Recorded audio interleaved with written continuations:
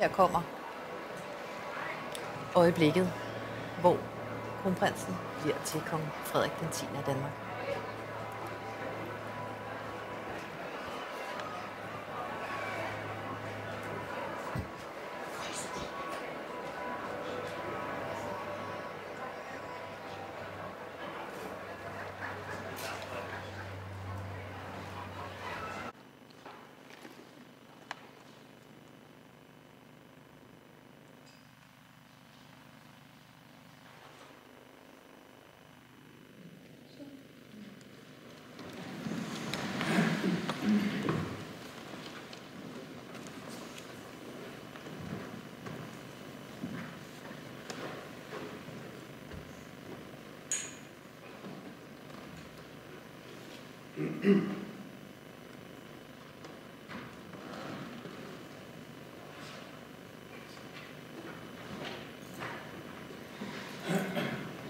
Gud bevare kongen.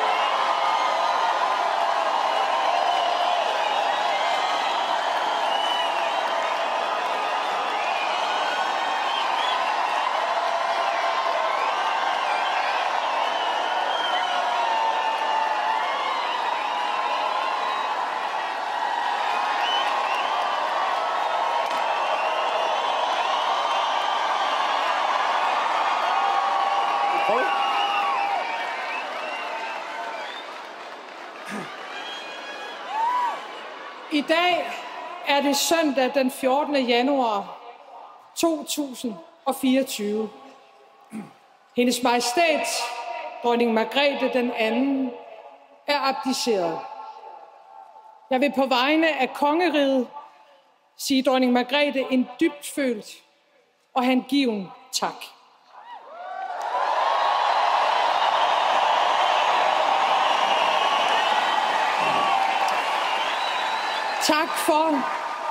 Tak for at løfte arven, pligten og ansvaret. Tak for at forbinde os til fortiden og forberede os til fremtiden. Tak fordi de gjorde dem umage og meget mere til. Vær dronning og vær konge er et led i en mere end 1000-årig kæde. Når den ene træder tilbage, står den næste klar. Og den kronprins, der nu bliver vores regent, er en konge, vi kender, en konge, vi holder af, og en konge, vi stoler på.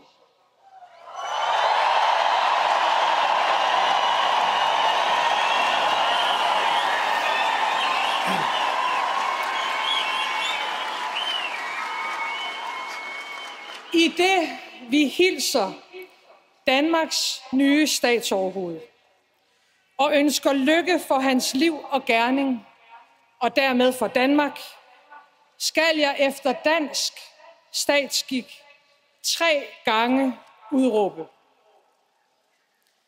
Hendes Majestæt, dronning Margrethe den anden, er abdiceret.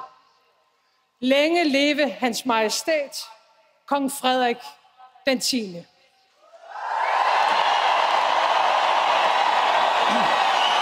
Hendes Majestæt, dronning Margrethe den anden, er abdiceret. Længe leve hans Majestæt, kong Frederik den 10.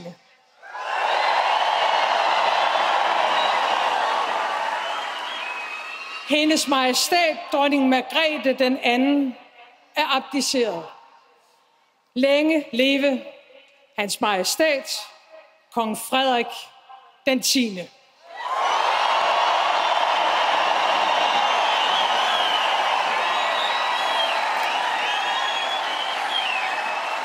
Og nu et nifoldigt leve for hans Majestæt, kongen.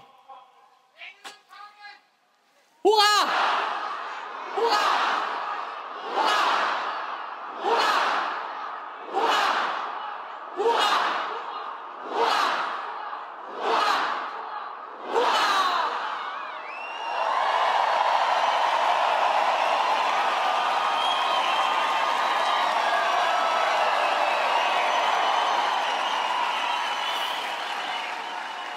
Min mor, hendes majestæt, dronning Margrethe den anden, har regeret Danmark i 52 år. Gennem et halvt århundrede er hun fulgt med tiden, med vores fælles arv som afsæt. Til altid vil hun blive husket som en regent ud over det sædvanlige.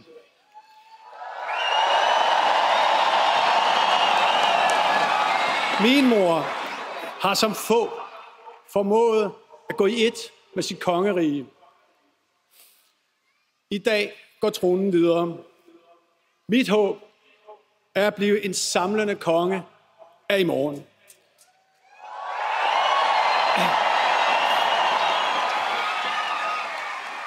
Det er en opgave, jeg har nærmet mig hele mit liv.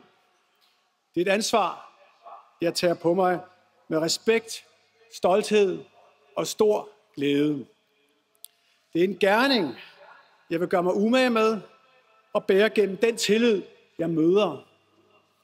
Jeg får brug for al den støtte, jeg kan få fra min elskede hustru, fra min familie, fra jer og fra det, der er større end os. Fremtiden går jeg i møde med vidstheden om, at jeg ikke står alene. Forbundne, forpligtet for kongeriget Danmark.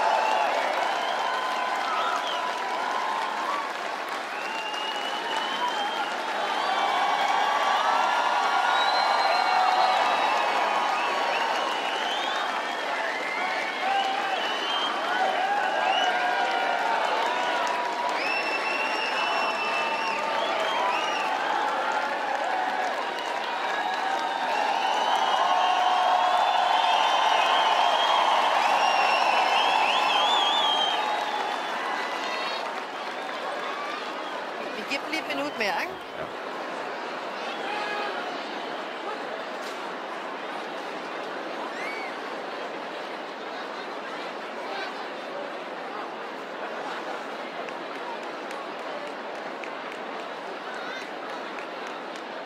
Kronprins Christian.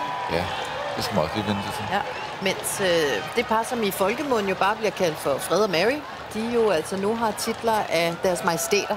Ja. Begge to. De er nok også Fred og Mary stadig ude i folket. Ja, det tror jeg. Sådan lød det i hvert fald for balkonen. Absolut.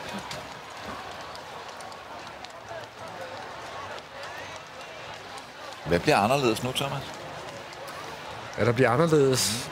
Det gør jo virkelig, at vi har taget afsked med en dronning, som har fyldt så kolossalt meget, og nu kommer der et nyt kongepar, som skal udfylde rollen. Jeg tror, at de får en god start, fordi det vidner det her om. De kunne nærmest ikke få en start, hvor de bliver båret mere frem, end det vi netop har været vidne til, og de er trænede, de er uddannede, og de er altså simpelthen så klar som overhovedet kan være som nyt kongepar. Men derfor, det kommer vi ikke udenom også at måske komme lidt ind på, derfor er det jo stadigvæk en lidt sårbar periode, vi går ind i, hvor de sådan skal begynde at definere, hvad de står for, og de kommer også til at lave deres sådan gradvise, glidende modernisering af kongehuset, og hvordan det kommer til at forløbe, det ved vi faktisk forbløffende lidt om.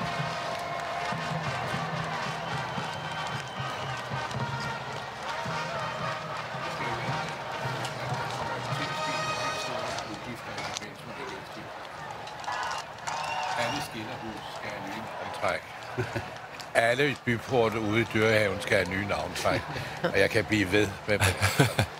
Det kommer til at tage nogle år, det er klart, men det er altså det første, vi kommer til at se. Er det ikke rart, du ikke behøver bekymre dig om det? Hvad? Er det ikke rart, du ikke behøver bekymre dig om det?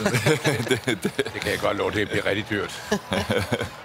Jens? Jeg har bare lyst til at minde om, at nu hvor vi ser, de forlader Christiansborg, så skal jeg bare lige minde om, at de kommer tilbage i morgen, hvor Folketinget jo får hele kongefamilien på besøg, og der vil være taler ved både Folketingets formand og statsminister Mette Frederiksen. Bare for lige minde om det, fordi det sender vi også. Der er Jeg også skulle noget. lige til at sige det, og vi dækker det jo selvfølgelig. Præcis. Det er klokken 10, ikke Jens? Og vi Det er klokken 10, at de kommer, Ja. men vi starter på vores kanaler tidligere, selvfølgelig klokken 9. Er det hele Folketinget, der er til stede? Hele Folketinget er til Minus. stede. Selv Enhedslisten forventer vi er til stede. Er det rigtigt? Ja, det gør vi. Jeg placerer kongeparret. Det er jo, det ved Røsjen, det er svært at være republikaner i det danske Folketing for tiden. Det er op ad bakke.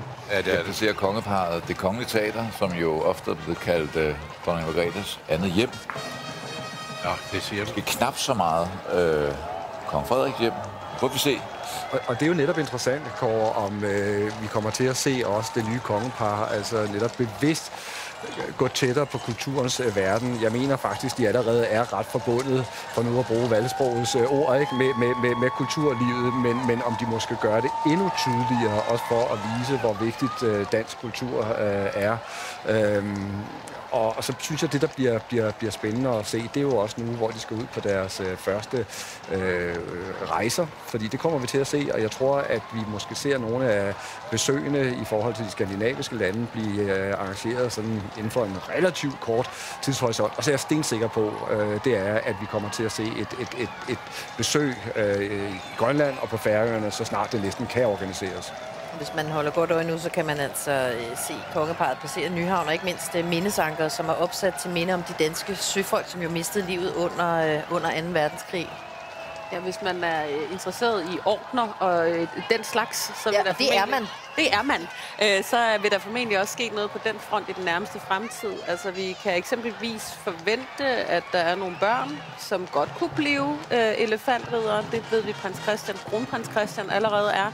Men kong Frederik, han er altså også ordensherre, og i servitutterne står der, at ordensherrens børn er født i riddere. Så det vil give mening, hvis det bliver det. Så er der også 2 store kors, som vi har, som ikke er uddelt til nogen. Det kunne også godt være, at den nye dronning Mary skal være storkorsridder af Dannebrog. Det kunne man godt forvente, der skete i løbet af det næste års tid. Klokken 17, der er der altså planlagt overførsel af de kongelige faner. Klokken 18, der Det er da sørme også markeret, at det her er en helt særlig dag med det største festfyrværkeri i Tivolis historie.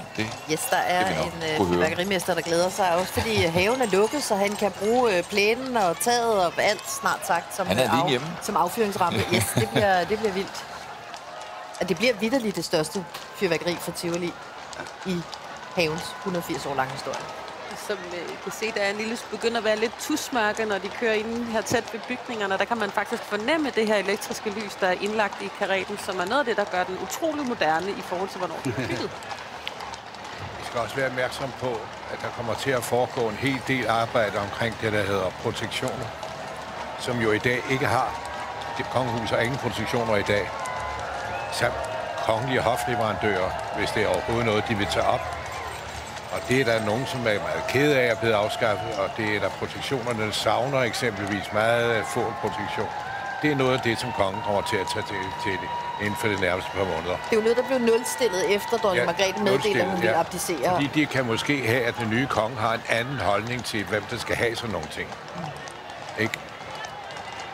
Hvis du sidder derude og brænder inde med spørgsmål om det nye kongepar, jamen så er det ind på DR.dk. Der kan du stille spørgsmålene, og du kan også få svar. Og man kan også komme med gode idéer til os, som nu Sabrina, der har skrevet, at hun har lagt mærke til, at Mary, apropos at danskerne forbliver på fornavn med den kongelige familie, Mary var i hvidt, Isabella i rødt og Josefine i blåt, så alle farver i rigsfællesskabets flag var repræsenteret på balkonen. Ja, eller alle flag i Stephanie. I det franske flag. Ja. Tak for at trille den hen til mig. Eller det norske flag, som Eugène sagde. Det er rigtigt nok. Der er flag nok til alle. Det kan også være, at de bare synes, det var pænt tøj. Ja. Det ved Man kan i hvert fald sige, at du har det røde og det hvide repræsenteret, og så er der jo også blå koster, ligesom kongeblåt. Andre gode farver, man kunne have valgt, var lilla, også ligesom betragtet som sådan en kongelig farve. Så der er mange muligheder, men det er en rigtig fin mulig tolkning, at det er det, man har signaleret deroppe fra. Statsministeren var blå, men det er hun ikke blevet blå af. Det er min politiske analyse af det. SS-skadronen kan også godt lide de farver, kan vi se her. De ungarske uniformsjakker. Ja, det har jeg prøvet at forklare en gang imellem, men I kan jo se dem her, når de rider husarerne, så har de sablen i højre hånd, og det er den, man skal bruge, når man skal kæmpe mod fjenden. Og for at beskytte sine skuldre til venstre, så har man taget uniformsjakken af og hængt den halvt på. Og det er sådan en meget chic måde at se ud i dag. Og her, det nye kongepar ned ad ensrettede gader, det har også været en ensrettet støtte hele dagen i dag. Det har været fuldstændig vildt at se, hvor mange der er dukket op langs ruten, hvor mange der stod og ventet time efter time efter time. Og så har det været vildt at lægge øre til de jubelbrøl, der altså kom, og som vi helt sikkert skal høre og se igen om lidt, da den nybagte konge trådte ud på balkonen.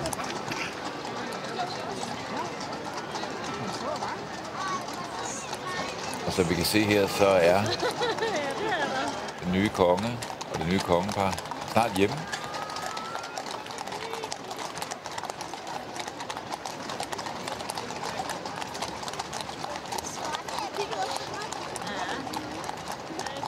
Dronning Margrethe, for det er hun jo stadigvæk, kørte i forvejen og er ankommet.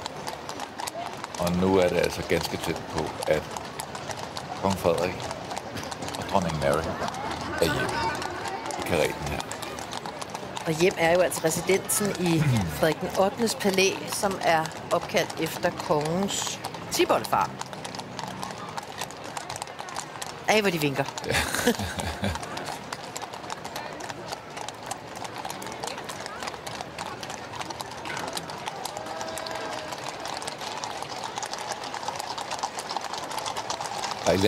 Sidder jeg og vrøvler, er det Frederik den 5., der er kongens tiboldfar? Det må være sådan der. Det er rytterstatuen, der er opkaldt efter kong Frederiks tiboldfar.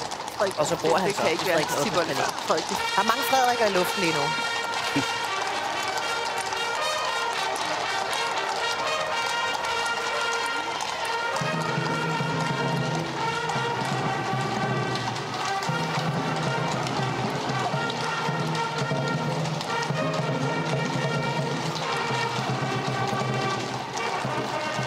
Dag, som man simpelthen ikke glemmer. Det er en dag, hvor man kan huske, hvor man var og hvad man foretog sig. Og det er en dag, hvor de her billeder, vi ser her, går hele verden rundt. chefen for Gardehusarregimentet, som rider som kavaler. Som den ene af kavalererne.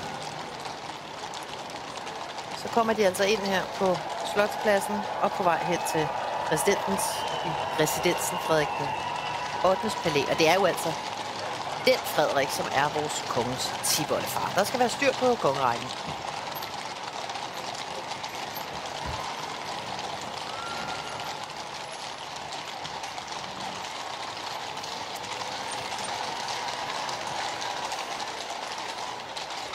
Royalistzone. Royalistzone. Kan vide, hvordan man laver sådan en aften, når man er kongen for første gang? Jeg tænkte det samme. Når man kommer hjem og skyder skoene af, og lige læner sig tilbage i sofaen. Ja, sikkert ikke tid til. Nej. Og Eugene, du som kender huset, har du et bud på, hvad laver en kong Frederik en aften som i aften? Jeg har et bud på det, men om det er rigtigt, det ved jeg jo ikke. Nej, det ved jeg godt. Vil du dele dit bud? Vil det ikke være naturligt at invitere sin bror til middag, for eksempel, som jo er kommet over fra Amerika? Ja. Så derfor så vil jeg sige, at det bliver en familiær middag. Ja. Og dronningen vil også deltage. Men jeg ved det ikke. Jeg har ingen anelse om. Der er i hvert fald noget Larsen, snak du om. nikker? Ja, det tænker jeg også er et godt bud, fordi det er også et sted, hvor man kan samle sig om den her helt enestående begivenhed. Ja, og det vil også være et meget smukt signal, at prins Joachim han blev inviteret indenfor.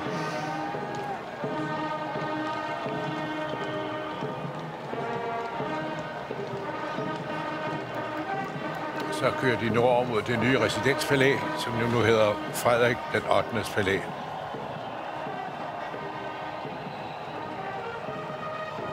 Og så gentager historien sig igen, for det var der Frederik 9. boede.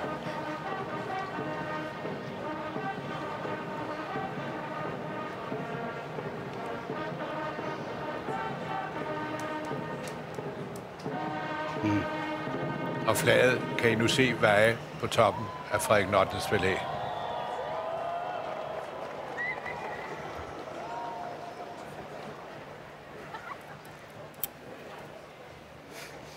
Så er kongeparret hjemme. Dronningen er hjemme. Danmark har fået en konge. Vi har sagt farvel til en regent, dronning Margrethe. Og nu er det næste sådan officielle punkt, vi kigger frem mod, jamen det er klokken 17, hvor der som sagt er overførsel af de kongelige faner. Men de er slet ikke færdige med at vinke, Stephanie. Og vi skal da i hvert fald også se et par klip igen fra den balkon. Det skal vi i hvert fald. Vi mangler at se et kys, for eksempel. Mangler at se et kys. Det så ud som om, det var Mary, der kiggede på sin mand, og sådan, men jeg ved ikke på hvad sprog. Måske en lille, skal vi gøre det? Should we do it? Og det skulle det, og det kunne pladsen